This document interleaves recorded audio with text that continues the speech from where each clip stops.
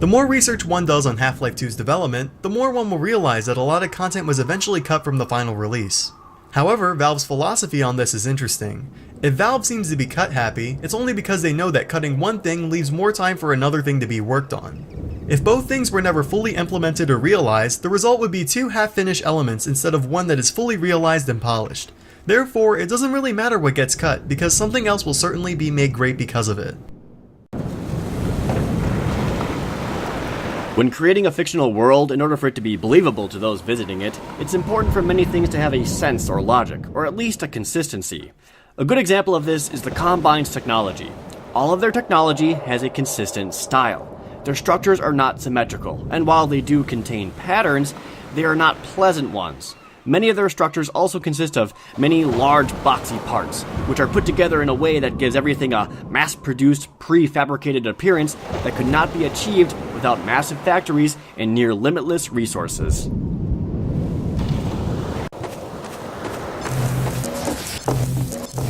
Puzzles are key to the pacing of the Half-Life games.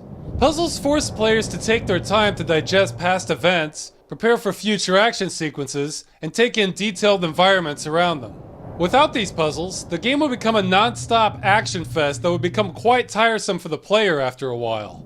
This puzzle in particular forces the player to explore this abandoned resistance base in search of car batteries, presenting them with an opportunity to notice the small details and enjoy the atmosphere. The Antlion's design was always intended to be focused on the configuration of its legs. The final design takes the unique approach of having the front legs positioned over the back legs, but farther back on the Antlion's body. As one of the first creatures to be developed for the game, they were play-tested for various applications, and originally they were very tough enemies who took a lot of hits. However, it was soon discovered that it was much more fun for the players to just destroy them in droves.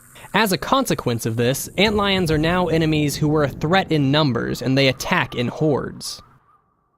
The behavior of the Antlion guard is modeled after that of a bull, rearing its legs and charging headfirst at the player. Originally, Antlion guards would hurl noxious pheropods at the player that would flush the player into open areas where the large guard has an advantage. It was later decided that this power should be given to the player instead, in order to control an Antlion army. Half-Life 2 is a reoccurring theme of foes becoming friends. The two prime examples are the Vortigaunts and the Antlions. This is also prevalent later with various forms of Combine tech used in future chapters of Half-Life 2 and in the episodes.